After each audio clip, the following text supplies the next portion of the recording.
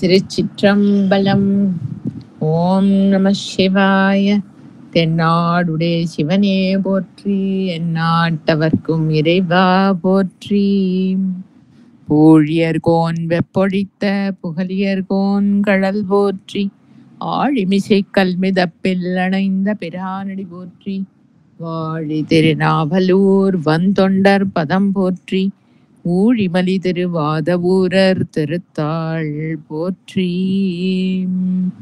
தொல்லை இரும் பிறவி சூழும் தலை நீக்கி அல்லல் அறுத்து ஆனந்தமாக்கியதே, எல்லை மறுவா நெறியளிக்கும் வாதவூரியம் கோன் திருவாச்சகம் என்னும் தேன். திருச்சிற்றம்பலம். நம்ம கீர்த்தி திரு அகவல் அப்படிங்கிற பகுதி பார்க்க ஆரம்பிச்சோம். தில்லையில ஈசன் புறப்பாடாய் நடராஜ பெருமான் வீதி புறப்பாடாரப்போ பாடப்பட்டது அந்த மூட் ஆஃப் தி சாங் பார்த்தோம். அவர் நாயகி பாவத்துல ஈசனை ஸ்துதி பண்றது, அந்த தன்மை மாணிக்கவாசக பெருமானோட பாவம். அதுல அடியார், அதாவது ஈசனுக்கு பல அடியார்கள் இருக்கா, எல்லார்கிட்டையும் அவர் கருணையோட கிருப்பையோட அன்போட ரெசிப்ரோகேட் பண்றாருங்கிறத உம்முடைய தலைவனுக்கு பல பரத்தையர்கள் இருக்காளே அப்படின்னு யாரோ சொல்ற மாதிரியும், என் தலைவனுடைய பெருமை என்ன தெரியுமா, அவருடைய கீர்த்தி என்ன தெரியுமா அப்படின்னு மாணிக்கவாசக பெருமான் அவளுக்கு ரிப்ளை கொடுக்குற மாதிரியும் அந்த மாதிரி பாவத்துல அமைஞ்சிருக்கிற பாடல் அப்படிங்கிறத பார்க்க ஆரம்பிச்சோம். ஸோ மாணிக்கவாசக பெருமான் தன்னுடைய நாயகனான ஈசனுடைய பெருமைகள், அவர் எப்படிப்பட்ட கிருபா மூர்த்தியா இருக்கார் அப்படிங்கறத அப்படியே லிஸ்ட், அதான் அவருடைய கீர்த்தி, அவருடைய வைபவம் எப்படி அனுகிரக மூர்த்தியா இருக்காருங்கிறத சொல்லிட்டு வர்றார். தில்லை மூதூர் ஃபர்ஸ்ட் அவரோட கிரேட்னஸ் அப்படின்னு சொல்றது இந்த சகல பொருட்களுக்கும் ஆதாரமாவும் இருக்கிற தன்மை தான். விபூதியோ, நம்ம பகவத்கீதையில விபூதி யோகம் அப்படின்னு சொல்ல ஆரம்பிக்கிறாரோ இல்லையோ பகவான், உன்னோட வைபவம் என்ன அப்படின்னு அர்ஜுனன் கேட்கறச்சு ஃபர்ஸ்ட் என்ன சொல்றாருன்னா, அகம் ஆத்மா குடாகேஷ சர்வபூதாசயஸ்திதா அகம் ஆதிஷ்ய மத்தியம் ச பூதானாம் அந்தேய வச்ச. எல்லாத்துக்கும் ஆதாரமா அந்த இருப்பு அப்படிங்கிற தன்மை, அதுதான் ஃபர்ஸ்ட் வைபவம், அதான் விபூதி, கிரேட்டஸ்ட் விபூதி. அதுக்கப்புறம் தான் இந்த மேனிஃபெஸ்டேஷன்ல இருக்கிற சிரேஷ்டத்தை, குண பேதங்கள்ல வசதியா இருக்கிறதுங்கிறது ஆதாரத்துல அந்த இருப்புங்கிறது தான் எவ்வளவுதான் நல்ல பொருளா இருந்தாலும் இருக்கணுமே, இல்லைன்னா அப்புறம் அது நல்ல தன்மைக்கு என்ன ஆதாரம் இருக்கு, அதுக்கு என்ன பிரயோஜனம் இருக்கு. அதனால அது இருப்புங்கிறது தான் வைபவம். முதல்ல அதுதான் சொல்றார். தில்லைங்கிற அந்த பழமையான ஸ்தலத்துல நடனம் ஆடவல்ல சித் சபேஷன், சித் சபையில நடனமா, அது லோகம்ங்கிற அந்த எஸ்டாப்ளிஷ்மெண்ட், இந்த மேனிஃபெஸ்டேஷனுக்கு ஆதாரமா இருக்கிற சலனம், அதுதான் தில்லை மூதூர் ஆடிய நடனம். அந்த பழமையான தில்லை நகர்ல நடனமாடவல்ல அந்த ஈசன் பல்லுயிர் எல்லாம் அந்த சிருஷ்டிக்கு ஆதாரமா இருந்து அந்த பொருள்ல இருந்து தான் எல்லாம் உண்டாகிறது. பல ஜீவன்களும் அதுக்கு இருப்பு, அதுக்கு இருப்பு கொடுத்துட்டு பல ஜீவன்கள் உண்டாகிற மாதிரியும், அதாவது வாழறதுக்கு உண்டான அறிவு, அந்த கல்வின்னு சொல்றோம் இல்லையா, அதாவது அந்த ஜீவனுக்கு என்ன பண்ணணும், இப்ப அடுத்தது என்ன பண்ண, ஒவ்வொரு சிச்சுவேஷன்லயும் ஒவ்வொரு டைம் யூனிட்லயும் அதுக்குள்ள இருக்கக்கூடிய அந்த உந்துதல் என்ன, எப்படி செயல்படணுங்கிற அந்த அறிவா இருந்து இருக்கிறது. எண்ணில் பல்குணம் எழில் பெற விளை பல காணப்படுற சகல பொருட்களாகவும் அவரே தான் இருக்கார். ஒவ்வொன்றுத்துலயும் ஒரு அம்சம், எப்படி எல்லா கலர்ஸும் சூரியன்ல இருந்து வர ஒயிட் லைட் தானோ அந்த மாதிரி எல்லா ஜீவன்களும் நல்லது கெட்டது கருப்பு சேப்பு நட்ட குட்டை என்னென்ன ஃபீச்சர்ஸோட இருந்தாலும் எல்லா குணங்களோடையும் இருப்பு, எல்லாத்துக்கும் ஆதாரமா இருக்கிற இருப்பா அவரே தான் இருக்கார். பல குணங்களோட வெளிப்பட்டு அண்ட ஏகப்பட்ட அண்ட சராச்சரங்கள், மேல் லோகம் கீழ் லோகம், இந்த லோகம் அந்த லோகம், எல்லா லோகத்திலயும் வந்து இருக்கக்கூடிய சகல ஜீவன்களாவும் அதுகள் வாழறதுக்கு உண்டான அதனுடைய அறிவாவும் எல்லாமாவும் ஆயிருக்கிறது தான் அவருடைய ஃபர்ஸ்ட் இருக்கிற வைபவம், அவருடைய கீர்த்தி. அப்புறம் வந்து ஜீவபாவத்துல பார்த்தான்னாக்க என்னுடைய அஜ்ஞானத்தை தீர்த்து எனக்கு அனுகிரகம் பண்ணின ஈசன், என்னுடைய இருளை ஏறத் துறந்தும் அடியார் உள்ளத்து அன்பு மீதூர அவருக்கு சமர்ப்பணம் பண்ணி அவர்கிட்ட உண்மையான அன்போட கனெக்டடான அடியவர்களுக்கு அவளோட ஹிருதயத்துல வந்து அவளோட கனெக்டட் ஆகி அதாவது இவரே தான் சிவபுராணத்துல சொன்னார் இல்லையா, அவன் அருளால் அவன் தாழ் வணங்கின். அந்த ஈசன் பால் அன்பு வர்றதுங்கிறது வந்து ஒரு ஆள் பிளான் பண்ணி உண்டாக்கிக்கிற விஷயம்லாம் இல்லை. இது திருவாச்சகத்தோட மத்திய கருத்தே என்னன்னாக்க, எனக்கு உங்ககிட்ட உண்மையான அன்பை குடு அப்படின்னு கேட்டு பிரார்த்தனை பண்ணிட்டே இருப்பார். பல விதத்திலையும் கேட்டுட்டே இருப்பார். கிருபையினால அந்த ஈசன் வந்து அடியார்கள் ஹிருதயத்துல தன்பால் அன்பு கொடுத்து அன்பா ஊறி அவரே தான்.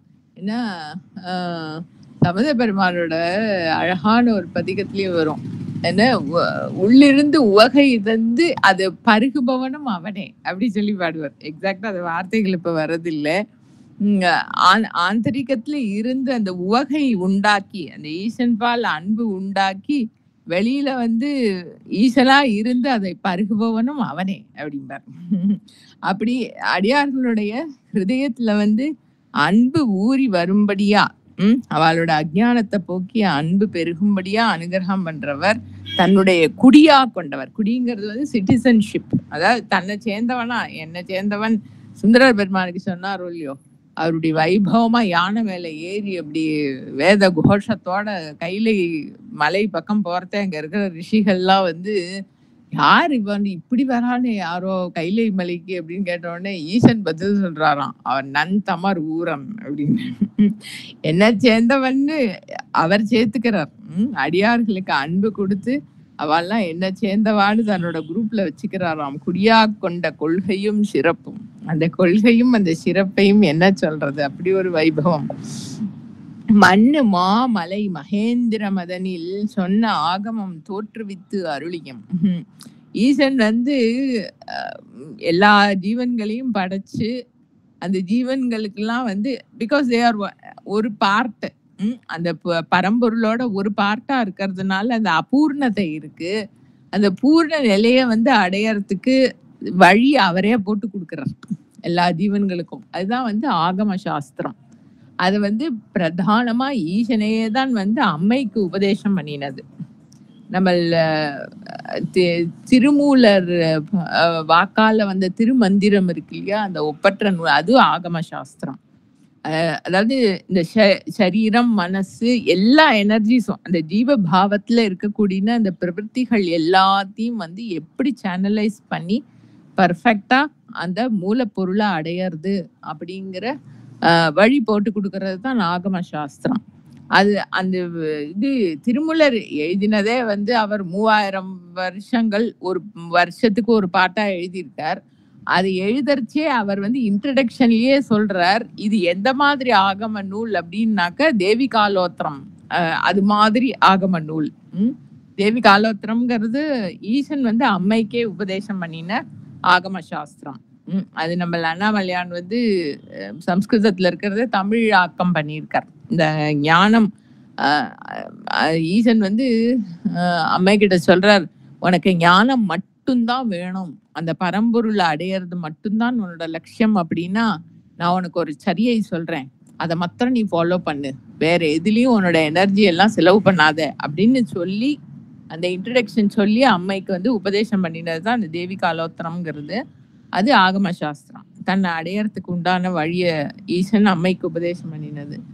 அதே அதான் வந்து அந்த ஆகம சாஸ்திரத்தையே வந்து அம்மைக்கு முன்னாடி அது ஏகாந்தமா அம்மைக்கு மட்டுமா உபதேசம் பண்ணினதை வந்து மகேந்திர மலையில வந்து எழுந்தருளி இருந்து அந்த ஆகமத்தை திருப்பி லோகத்துக்கு எல்லாருக்கும் பிரச்சலிக்கும்படியா ஜீவன்களுக்கு, அப்ப யாரு எந்த அடியார்கள் எந்த ரிஷிகள் தபஸ்விகள் வந்து அவர்கிட்ட நமஸ்கார பூர்வம் கேட்டாலோ அவளுக்கு எல்லாருக்கும் வந்து மகேந்திர மலையில இருந்து அந்த ஆகம சாஸ்திரத்தை உபதேசம் பண்ணினவர். மகேந்திர மதலில் சொன்ன ஆகமம் தோற்றுவித்து அருளியும் கல்லாடத்து கலந்து இனிது அருளி நல்லாளோடு நயப்புறவு எய்தியும். எல்லா இந்த கீர்த்தி திருஅகவல் முழுக்க பார்த்தானாக்க ஈசன் வந்து அம்மையோட எழுந்தருளி இருக்காரு. அம்மையோட எழுந்தருளி, ஏன்னா அவருடைய கிருபா சக்தியா இருக்கிறது உமையம்மை.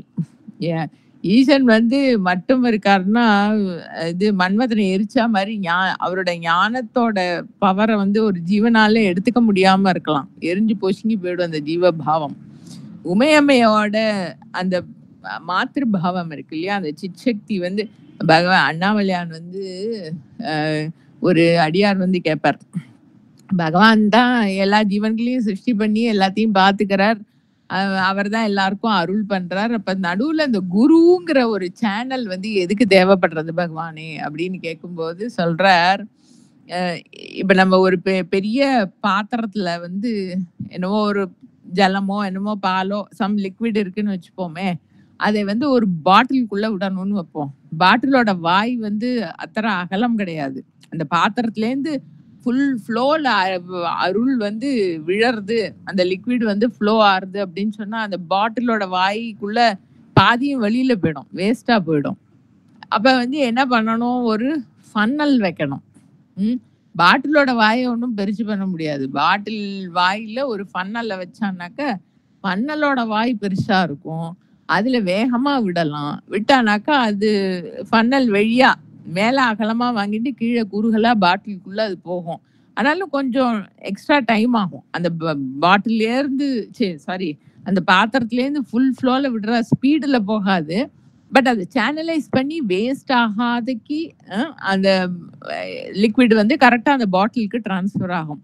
அந்த மாதிரி ஈசன் வந்து அந்த பரம்பொருள்கிட்டேருந்து வர அருள் கிருப்பைங்கிறத வந்து ஒரு ஜீவனால ஏத்துக்க முடியாது. இன்ஃபேக்ட் அண்ணாமலை என்ன சொல்றாரு, அப்படியே தடால்னு அவர் கிருப்பையை கொட்டுறார் அப்படின்னு சொன்னா அந்த ஜீவனுக்கு அதை தாங்கிக்க முடியாம எரிஞ்சு போயிடும், போச்சு அந்த ஜீவ பாவம் வந்து இல்லாதக்கு ஆயிடும் அப்படிங்கிறார். அதாவது இந்த உபாதியால அதை ஏத்துக்க முடியாது. ஆந்தரிகம் அவருடைய அம்சம்தான், ஆனா அந்த உபாதி வந்து உடஞ்சு போயிடும். அந்த பூர்ணத்தை அடையறதுக்கு முன்னால இந்த உபாதி உடஞ்சு போயிடுதுன்னா என்ன பண்றது, அதுக்குதான் குரு வந்து ஃபன்னல் மாதிரி குறுக்கே இருந்து அந்த பரம்பொருளோட அருளை வந்து சேனலைஸ் பண்ணி ஜீவனுக்கு கொடுக்க வேண்டியிருக்கு அப்படின்னு எக்ஸ்பிளனேஷன் கொடுக்குறார். அந்த அதான் அம்மை, அந்த ஈஸ்வருடைய சிற்சக்தியா இருக்கிற உமையம்மை அவளோட கூடி இருந்து அனுகிரகம் பண்றார் அப்படிங்கிறது தான் ரொம்ப எல்லா தலத்திலையும். கல்லாடம் அப்படிங்கிற அந்த ஸ்தலத்துல வந்து உமையம்மையோட சேர்ந்து இருந்து கிருபாமூர்த்தியா எல்லா அந்த வர ஜீவன்களுக்கெல்லாம் வந்து அன்போட அனுகிரகம் பண்றவர். பஞ்சப்பள்ளியில் பான்மொழி தன்னோடும் எஞ்சாதி ஈண்டும் இன்னருள் விளைத்தம். பஞ்சப்பள்ளிங்கிற ஸ்தலத்துல நம்ம போன இதை பார்க்க ஆரம்பிச்சப்பவே சொன்னோம் இல்லையா, திருவிளையாடல் புராணம்ங்கிறது வந்து இந்த பாண்டி நாட்டுல, அதுவும் முக்கியமா மதுரை ஹாலாசிய ஸ்தலத்துல இருக்கக்கூடிய சோமசுந்தர கடவுள், அவர் அங்க வந்து ராஜாவா இருந்து ஆட்சி பண்ணினார். அவர் எப்படி அடியார்களுக்கெல்லாம் எந்தெந்த சுச்சுவேஷன்ல எப்படி எல்லாம் அனுகிரகம் பண்ணினாருங்கிறதோட ஒரு 64 இன்சிடென்ட்ஸோட ரெக்கார்டு தான் Thiruvilaiyadal Puranam. But 64 it is not limited to 64. அது வந்து ஏகப்பட்ட இடங்கள்ல ஏகப்பட்ட விதங்கள்ல அடியார் இன்னமும் நடந்துட்டே இருக்கு. It is not full stop இல்லை, அது ஏதோ ஒரு காலத்துல முடிஞ்ச இதுவும் இல்லை. அது பார்க்குற வாழ்க்கை அனுபவிக்கிற வாழ்க்கை இன்னமும் தெரியும் அது. ஸோ இதெல்லாம் வந்து ரெக்கார்ட்ல இல்லை, அந்த 64 விளையாடல்கள்ல இல்லை. இந்த ஸ்தலத்துல யார் யாருக்கு என்னென்ன அனுகிரகம் பண்ணினார் அப்படிங்கிறது, அதனால நம்மளுக்கு அந்த டீட்டெயில்ஸ் தெரியல.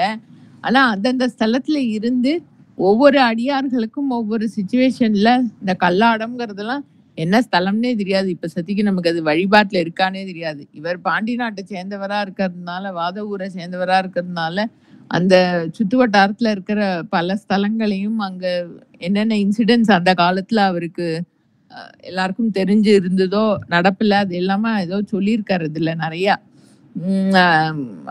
பஞ்சப்பள்ளிங்கிற ஸ்தலத்துல இருந்து பால் மாதிரி இனிமையா பேசக்கூடிய இனிய மொழிகள், மென்மையான மொழிகளை உடைய உமையம்மையோட சேர்ந்து இருந்து எஞ்சாது ஈண்டும் இன்னும் என்னைக்கும் குறையாத அள்ளி அள்ளி அனுகிரகம் பண்றாராம். இன்னருள் விளைத்தும் இனிமையான அருளை வந்து உமையம்மையோட சேர்ந்து சகல ஜீவன்களுக்கும் வாரி கொடுத்தவர். கிராத வேடமோடு கிஞ்சுக வாயவள் விராவு கொன்றை நர்த்தனம் படிந்தும். இது இன்னொரு இன்சிடென்ட். வேடுவ கோலம் நம்மளுக்கு சாதாரணமா கிராத வேடம் பூண்டு ஈசன் பண்ணின திருவிளையாடல்கள் அப்படிங்கிறது முக்கியமா அர்ஜுனனுக்கு காட்டுல போய் உமையம்மையோட போய் இது சண்டை போட்டு அர்ஜுனனோட சண்டை போட்டு அவருக்கு வந்து இது கொடுத்தாரு, பாசுபத அஸ்திரம் கொடுத்தாருன்னு வரும். அப்புறம் இந்த குடமூக்குங்கிற ஸ்தலத்துல இப்ப இன்னைக்கு நம்ம கும்பகோணம்னு சொல்றோம் இல்லையா, அது வந்து குடமூக்குன்னு தேவாரத்துல அந்த ஸ்தலத்தோட பேர் வரும். இந்த குடமுக்குங்கிற ஸ்தலத்துல வந்து கோயில் கொண்டிருக்கிற அந்த ஈசன் கும்பேஸ்வரர் அவரு அந்த ஸ்தல புராணம் பார்க்கறச்சே வந்து பிரளயம் லோகமெல்லாம் அழிஞ்சு பிரளயம் வர போறது. பிரளயம் வரத்துக்கு ஜஸ்ட் முன்னாடி ஈசன் வந்து பிரம்மாவை கூப்பிட்டு இந்த சிருஷ்டியோட பீஜங்கள் எல்லாத்தையும் வந்து ஒரு கும்பத்துல போட்டு எடுத்து வைக்க சொன்னாராம். பிரம்மாவும் வந்து அதை ஒரு குடத்துல போட்டு அது மேல மாவில வச்சு தேங்காய் வச்சு அந்த நூலால சுத்தி எல்லாம் ரெடி பண்ணி அதை வச்சார் அந்த கும்பத்தை. பிரளயம் வந்தது. எல்லா லோகமும் வந்து தண்ணியில அப்படியே முங்கி போய் எல்லாம் கரைஞ்சு போயிடுத்து. அந்த பிரளய ஜலத்துல அந்த கும்பம் அப்படியே மிதந்து வந்துட்டே இருந்தது. தட்சிண திக்குல வந்து இந்த குடமூக்கு ஸ்தலத்துக்கு வரைச்சே வந்து பிரளய ஜலம் வடிஞ்சு அந்த கும்பம் அப்படியே அங்க இருக்கு. அப்ப ஈசன் வந்து கிராத வேடம் வேடுவ கோலம் கொண்டு இன்னமும் குடமூக்குல வந்து கிராத வேடத்தோட அந்த பிரதிஷ்டை இருக்கு ஈசன். வந்து ஒரு வில்லு அம்பு எடுத்துன்னு வந்து அந்த குடத்தை வந்து பேதிக்கிறார். அம்பு எய்தி அந்த குடத்தை உடைக்கிறார். உடைச்சாக்கா அந்த சிருஷ்டி பீஜங்கள்லாம் கொட்டுறது. அதுல அமிர்தம் இருக்கு. அந்த குடத்துல அமிர்தத்துல அந்த சிருஷ்டி பீஜங்கள்லாம் போட்டு பிரம்மா வச்சிருக்கார். அது உடஞ்சு அந்த கும்பம் வந்து ரெண்டு ஹாஃபா அப்படி உடஞ்சு விழறது. அந்த அமிர்தத்தையே பிசைஞ்சு அதனாலதான் அங்க கும்பேஸ்வர லிங்கம் பார்த்தானாக்க குடத்தோட லோயர் ஹாஃப் அப்படி கவுத்து வச்சா அப்படி இருக்கும், அந்த மாதிரி இருக்கும். அது அவர் மண்ணாலான திருமேனி. அவருக்கு இது கிடையாது, அபிஷேகம் கிடையாது. அந்த குவளை போட்டு தான் இது பண்ணுவா. தானே அந்த அமிர்தத்தை மண்ணில போட்டு பிசைஞ்சு அந்த லிங்கத்தை உண்டாக்கி தானே தன்னை வழிபட்ட ஸ்தலம் இடைமருதூர். குடமூக்குல எல்லாம் வந்து ஈசன் தன்னைத்தானே வழிபட்ட தலம். அப்படி உண்டான லிங்கம். அது ஒரு கிராத்த ரூபம் தரிச்சுட்ட ஒரு சிச்சுவேஷன். இதெல்லாம் தான் நம்மளுக்கு வந்து ரொம்ப எக்ஸ்பிளிசிட்டா இன்னைக்கு வழக்கத்துல தெரிஞ்சது. பட் இங்க இவர் வேற ஏதோ அந்த மாதிரி ஒரு இன்சிடென்ட் சொல்றார். கிராத வேடமோடு கிஞ்சுக வாயவள் விராவு கொங்கை நர்த்தடம் படிந்தும். அந்த வேடுவனுடைய கோலம் பூண்டு சிவந்த வாய் லிப்ஸ் சேப்பு லிப்ஸா இருக்கக்கூடிய உமையம்மை அவளோட சேர்ந்து அனுகிரகம் பண்ற அந்த ஈசன். தலம் எதுவும் சொல்லல. கிராத வேடமோடு கிஞ்சுக வாயவள் விராவு கொங்கை நர்த்தனம் படிந்தும் கேவேடராகி கெளிரது படுத்து மாவேட்டாகிய ஆகமம் வாங்கியும். இதுல திருவிளையாடல்ல இருக்கிற ஒரு இன்சிடென்ட். கேவேடராகிங்கிறது வந்து இந்த இது பரதவர் குலம், செம்படவ குலத்துல வந்து செம்படவனா வந்து இந்த கெளிறு மீன், இந்த ஷார்க்னு சொல்லுவோம் இல்லையா, சுறா மீன்னு சொல்லுவோமே, அதை வந்து சமுத்திரத்துல அதை அடக்கி அதுல இருந்து அந்த மீன் கிட்டே இருந்து ஆகமத்தெல்லாம் எடுத்து ரெட்ரீவ் பண்ணினாராம். அது வந்து 64 திருவிளையாடல்ல ஒரு விளையாடலா சொல்லப்படுறது. என்னன்னாக்க ஒரு நாள் கைலையில வந்து ஈசன் வந்து அம்மைக்கு மட்டும் ஏகாந்தமா உட்காந்து ஆகம சாஸ்திரம் அவன் என்னத்த பேசிக்க போறா, அந்த இது பரதத்துவத்தை வந்து உபதேசம் பண்ணிட்டு இருக்கார். அது உபதேசம் பண்றதுக்கு முன்னால வந்து நந்தியம் பெருமானை கூப்பிட்டு யாரையும் உள்ள விடாத, இத வந்து ரகசியம்னா சீக்ரெட்னா அப்படி இல்லை, அது வந்து யாருக்கு ஃபார் ஹூமெவர் இட் இஸ் மென்ட் அவளுக்கு தான் வந்து யோக்கியத்தை இருக்கிறவாளுக்கு தான் வந்து இதை சொல்லணும். இல்லைனாக்கா அது வந்து யோக்கியத்தை இல்லாதவா கிடைச்சதுன்னா அது வந்து மிஸ்யூஸ் பண்ணுவா. அது கிருப்பை தான். ஸோ அதனால வந்து யாரையும் உள்ள விடாதே அப்படின்னு சொல்லிட்டு அம்மைக்கு வந்து இதை ஆகம சாஸ்திரத்தை உபதேசம் பண்ணிட்டு இருந்தாராம். அப்ப வந்து விக்னேஸ்வரரும் சுப்பிரமணிய பெருமானும் வந்தாலாம். வந்த நந்தியம் பெருமான் ஃபர்ஸ்ட்டு உள்ள அப்பா யாரையும் விட சொல்லல அப்டின்னாராம். இல்ல நாங்க போறோம். எங்களுக்கு ஒண்ணும் இல்ல அப்டின்னு ஏதோ சொல்லி அவ 2 பேரும் உள்ள வந்துட்டா. அதுக்குள்ள என்ன ஆச்சு, அம்மை வந்து கொஞ்சம் அஸ்ரத்தையா கேட்டுன்னு இருந்தாளாம். ஈசன் உபதேசம் பண்றத. கொஞ்சம் எப்பயுமே அவள் தான் ஃபர்ஸ்ட்டு சிஷ்யை ஈசனுக்கு. ஏன்னோ கொஞ்சம் அஸ்ரத்தையா அன்னைக்கு வந்து கொஞ்சம் கேட்டுன்னு இருந்தாளாம். ஈசனுக்கு கொஞ்சம் கோபம் வந்து விடுத்தான். நீ வந்து இப்படி விபரீதமா இது அஸ்ரத்தையா கேட்டயோ இல்லையோ இந்த பரதத்துவத்த, அதனால வந்து இந்த பரதவர் குலம், இந்த செம்படவ குலத்துல போய் நீ வந்து பிறக்கணும் அப்படின்னு சொல்றார். சொல்லின்னு இருக்கிறதே இவ 2 பேரும் உள்ள வந்துட்டா. விக்னேஸ்வரரும், சுப்பிரமணிய பெருமானும். உள்ள வந்த உடனே வந்து கோபம் வந்து விடுத்தான். இந்த ஆகம சாஸ்திரம் அந்த புக்கெல்லாம் அங்க இருக்கு முன்னால. இந்த புக்குனால தானே வந்தது இந்த விளைவு. அதனால தானே வந்து அம்மா வந்து இந்த மாதிரி பரதவர் குலத்துல போய் பிறக்க சொன்னா அப்பா அப்படின்னுட்டும் வந்து இவர் விக்னேஸ்வரர் வந்து அந்த ஆகம நூல்களை வந்து துதிக்கையால எடுத்து கடல்ல வீசிவிட்டாராம் தூக்கி. மிச்சம் ஏதோ ஒரு 2 புக் இருந்தது. அதை எடுத்து சுப்பிரமணிய பெருமான் வந்து அவரு தூக்கி போட்டாராம் அத இது சமுத்திரத்துல. ஈசனுக்கு வந்து ரொம்ப கோபம் வந்துடுத்தோம். அம்மைய வந்து நீ அங்க போய் செம்படவ குளத்துல பெறன்னு சொன்னது போக, முருகப்பெருமான வந்து நாங்க 2 பேரும் ஏகாந்தமா ஏதோ சொல்லிட்டு இருக்கச்சு, நீ வந்து இந்த புஸ்தகத்தெல்லாம் பிடுங்கி சமுத்திரத்துல எரிஞ்ச இல்லையா, அதனால நீ ஊமையா பிறக்க கடவுதுன்னு முருகப்பெருமானுக்கு சாபம் கொடுத்தாராம். நந்தியம் பெருமானை கூப்பிட்டு நான் யாரையும் உள்ள விடாதுன்னு சொல்லியிருக்கிறத இவ 2 பேரும் என்னத்துக்காக உள்ள விட்ட, நீ வந்து சமுத்திரத்துல போய் ஒரு பெரிய சுறா மீனா அந்த இவெல்லாம் தூக்கி போட்டாலே அந்த புஸ்தகத்தை தலையில தூக்கிட்டு அலைஞ்சின்று அப்படின்னு அவருக்கு நந்தியம் பெருமானுக்கு சாபம் கொடுத்தாராம்.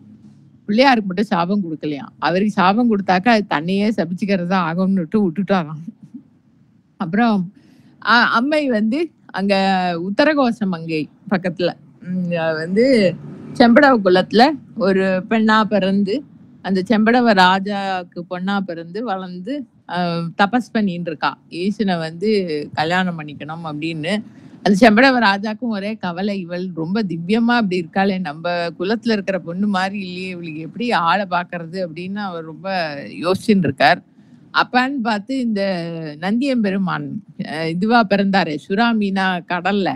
அவர் வந்து ஒரே ரொம்ப கடல்ல ஏகப்பட்ட பிரச்சனை பண்றாரு. இவாள் செம்படவர்கள்லாம் மீன் பிடிக்கிறதுக்கெல்லாம் வந்து போட்டெல்லாம் எடுத்துன்னு போனா எல்லாத்தையும் கவுத்து விட்டு விடுறது, அதுலேருந்து விழற மனுஷாலெல்லாம் பிடிச்சு சாப்பிட்டு விடுறது. அவளுக்கு தைரியமா கடலுக்குள்ள போய் மீனே பிடிக்க முடியறது இல்ல. ரொம்ப கஷ்டமாயிடுது. அப்ப எல்லாரும் வந்து இந்த செம்படவ ராஜாட்ட வந்து ரிப்போர்ட் பண்றா, நீ தானே எங்களுக்கெல்லாம் ராஜா, இப்படி எங்களால மீனே பிடிக்க முடியல, எங்களை பொழப்பே நடக்க மாட்டேங்கிறது, ஆத்துல எல்லாரும் பட்னி, இந்த சுறா மீனை எப்படியாவது அடக்கி ஏதாவது பண்றதுக்கு நீ வழி ஏற்பாடு பண்ண வேண்டாமா அப்படின்னு எல்லா செம்படவர்களும் வந்து இந்த செம்படவ ராஜாட்ட வந்து சொல்றா. அவரை வந்து ஒரு அனௌன்ஸ்மெண்ட் பண்ணினாராம், யாராவது வந்து இந்த சுறா மீனை அடக்கி வலையை போட்டு பிடிக்க முடிஞ்சுது அப்படின்னா அவனுக்கு வந்து என்னுடைய பெண்ணை வந்து நான் கல்யாணம் பண்ணி தரேன் அப்படின்னுட்டு அனௌன்ஸ்மெண்ட் பண்ணினாராம். நம்ம சுந்தரேச பெருமான் வந்து ஒரு மீனவன் ரூபத்துல அங்கேருந்து வந்து நான் வந்து அந்த சுறா மீனை வந்து நான் அடக்கிறேன் அப்படின்னு சொல்லி தன்னந்தனியா ஒரு சின்ன படகு எடுத்துட்டு சமுத்திரத்துல இறங்கி அப்படி நல்ல தூரம் போய் அந்த சுறா மீன் அது வர்றது, அது இருக்கிற வர இதெல்லாம் கவுத்து விட்டுடும் இல்லையா படகெல்லாம்.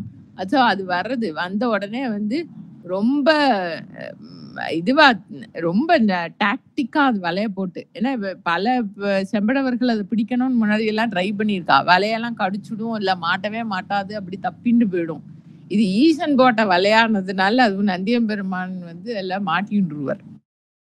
அந்த வலையை போட்டு அந்த சுறா மீனை பிடிச்சு இது கரைக்கு எடுத்துன்னு வந்த அப்ப அந்த செம்படவ ராஜா ரொம்ப சந்தோஷப்பட்டுட்டு, எங்க குலத்தையே காப்பாத்திருக்க, என் பெண்ணை வந்து உனக்கு தான் நான் கல்யாணம் பண்ணி கொடுக்கணும் அப்படிங்கறச்சே ரிஷபாரூடரா அம்மையப்பர் தரிசனம் கொடுத்து அந்த செம்படவ ராஜாக்கும் எல்லாருக்கும் அனுகிரகம் பண்றா.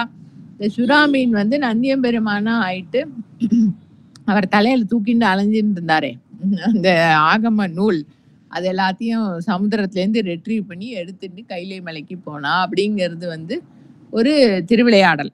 இந்த முருகப்பெருமான் ஊமையா பிறந்தது வந்து அப்புறம் ஆக்சுவலா அது 2 இடத்துல அதோட ஆம், இது வரும். இந்த எருக்கத்தம்புலியூர்னு ஒரு நடுநாட்டு தலம் இருக்கு. அங்க வந்து ஈசனை வழிபட்டு அவருடைய ஊமைத்தன்மை நீங்கித்து அப்படிங்கிற அந்த ஸ்தல புராணத்துல இருக்கு. அப்புறம் மதுரையிலேயே வந்து இன்னொரு திருவிளையாடல் இந்த சங்கப்பலகை. புலவர்களுக்கெல்லாம் சங்கப்பலகை பலகை கொடுத்த ஒரு திருவிளையாடல்ல வந்து அந்த புலவர்களுக்குள்ள ஒரு ஆர்குமெண்ட் வரும். யார் பெருசு யார் பெட்டரா இருக்கும் அப்படிங்கிறது. அவளுக்கு ஜட்ஜா வந்து சுந்தரேச பெருமான் வந்து இந்த ஊமை வாய் பேச முடியாத அந்த ஒரு மதுரையில தான் ஏதோ ஒரு பர்டிகுலர் கேஸ்ட்ல இந்த என்ன கோல்டு ஸ்மித் கேஸ்ட்லயோ ஏதோ பிறந்திருப்பாரு முருகப்பெருமான் வாய் பேச முடியாத பையனா. அவனை வந்து கூப்பிட்டு வச்சுண்டு நீங்க உங்களோட புலமைய வந்து அவன்கிட்ட சொல்லி டெஸ்ட் பண்ணுங்கோ.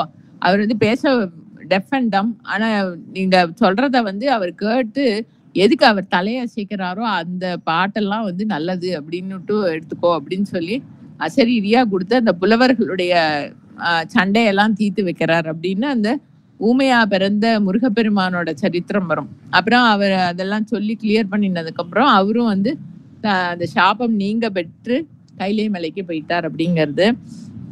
ஸோ இது ஒரு திருவிளையாடல்.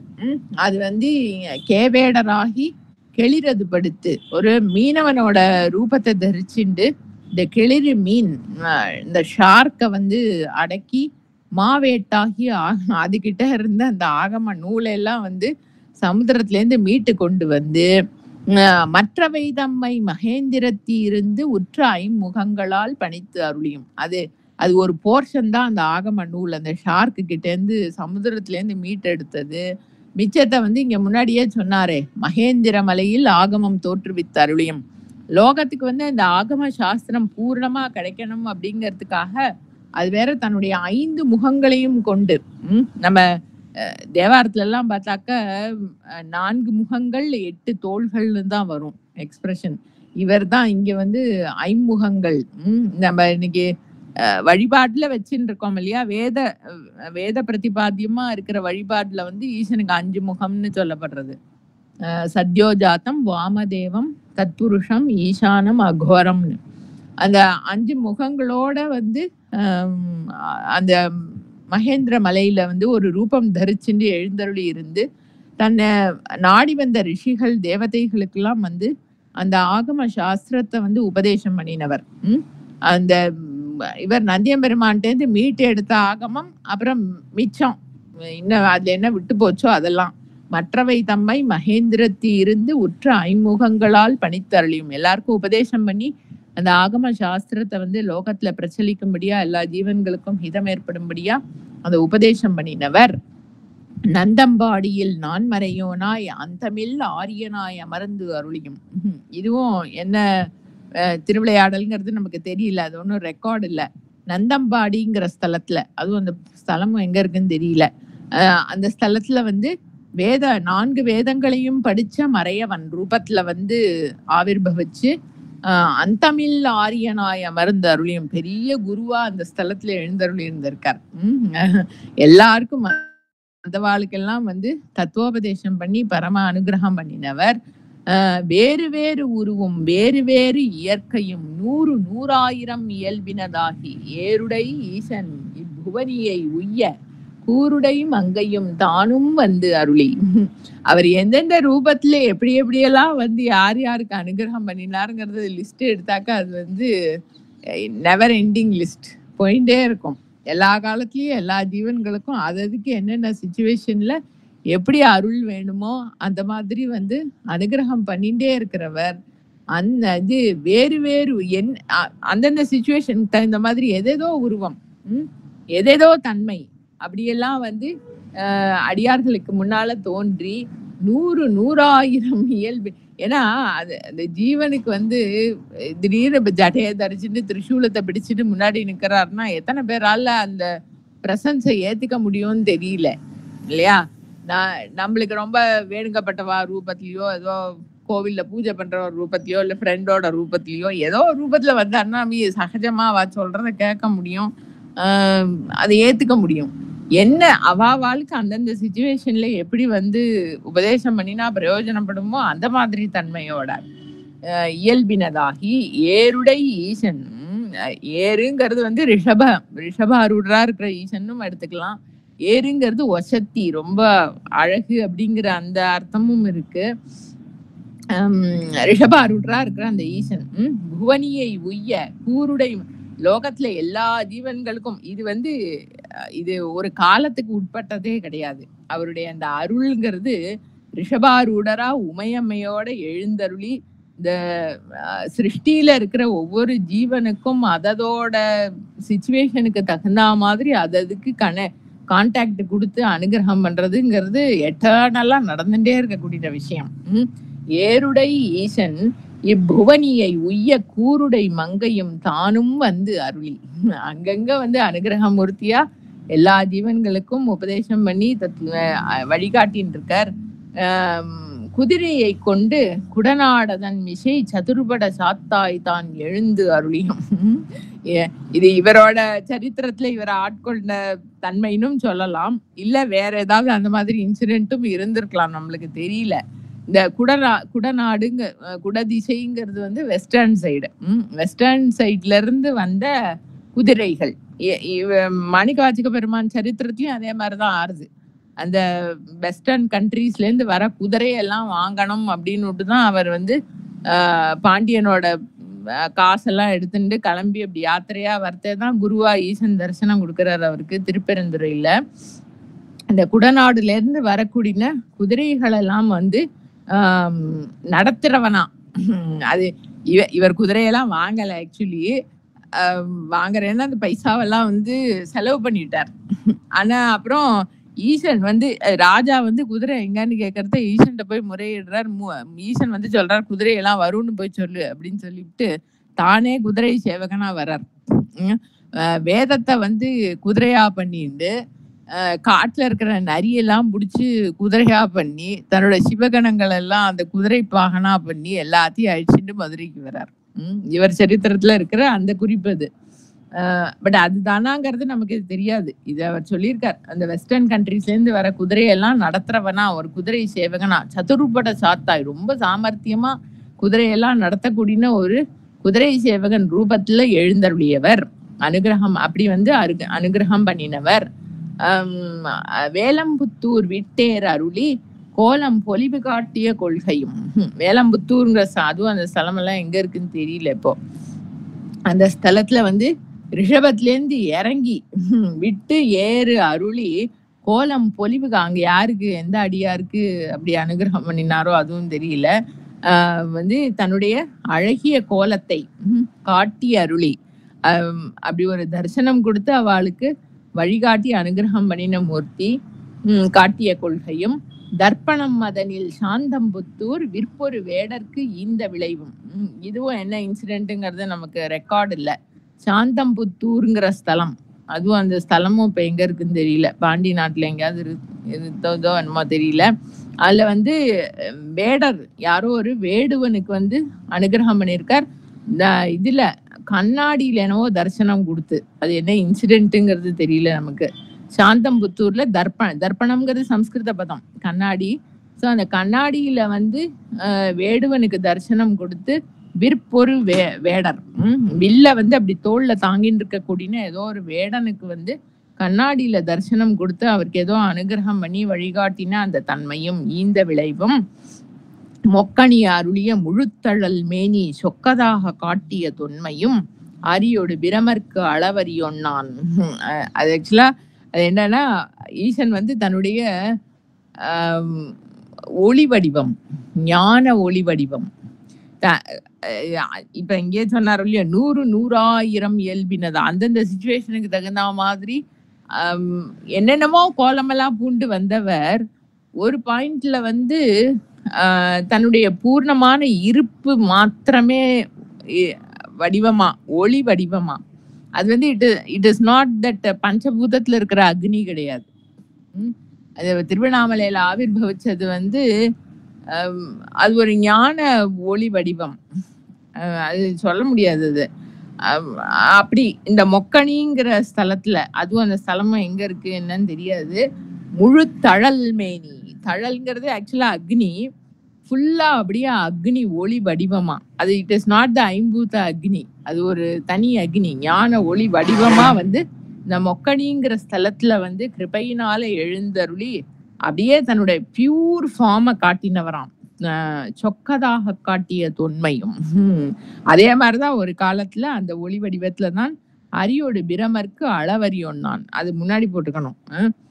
பிரம்ம விஷ்ணுக்களுக்கு வந்து மெஷர் பண்ணி தெரிஞ்சுக்க முடியாம அடிமுடி, அதாவது டைம் அண்ட் ஸ்பேஸ்ல ஒரு பொசிஷன்லயே இல்லை அந்த ஒளி வடிவம். அப்படி அவளுக்கு பிரம்ம விஷ்ணுக்களுக்கு ஞான ஒளி வடிவமா தரிசனம் கொடுத்த அதே ஈசன் மொக்கணிங்கிற ஸ்தலத்துல திருப்பி தன்னுடைய முழு தழல் மேனிய வந்து அப்படியே பியூர் ஃபார்ம்ல காட்டி அனுகிரகம் பண்ணின அந்த தன்மையும், நரியை குதிரையாக்கிய நன்மையும். இது இவரை ஆட்கொண்ட இந்த திருவிளையாடல்ல வரக்கூடிய ஒரு இன்சிடென்ட். நரியை குதிரையாக்கிய நன்மையும் ஆண்டு கொண்டு அருள அழகுரு திருவடி பாண்டியன் தனக்கு பரிமாவின் ஈண்டு கனகம் இசையப்பெறாது ஆண்டான் எம்கோன் அருள் வழி இருப்ப தூண்டு ஜோதி தோற்றிய தொன்மையும். அந்த நன்னா இது எல்லாமே இவருக்கு அனுகிரகம் பண்ணினதுதான். இது நம்ம ஃபுல்லா இந்த சரித்திரத்தை பார்த்துடலாம். அதாவது நரியை குதிரையாக்கிய நன்மையும் ஆண்டு கொண்டு அருள அழகுரு திருவடி பாண்டியன் தனக்கு பரிமாவின் ஈண்டு கனகம் இசையப்பெறாது ஆண்டான் எம்கோன் அருள் வழி இருப்ப தூண்டு ஜோதி தோற்றிய தொன்மையும் அந்தணனாகி ஆண்டு கொண்டு அருளி இந்திர ஞாலம் காட்டிய இயல்பும் மதுரை பெருநன் மாநகர் இருந்து குதிரை சேவகனாகிய கொள்கையும் ஆங்கது தன்னில் அடியவர்க்காக பாங்காய் மண் சுமந்து அருளிய பரிசும். அது வரைக்கும் இவர் மாணிக்க வாசக பெருமான், அதுவும் 64 திருவிளையாடல்ல வந்து மாணிக்க வாசகர் ஆட்கொண்டது ஒரு படலமா இருக்கு.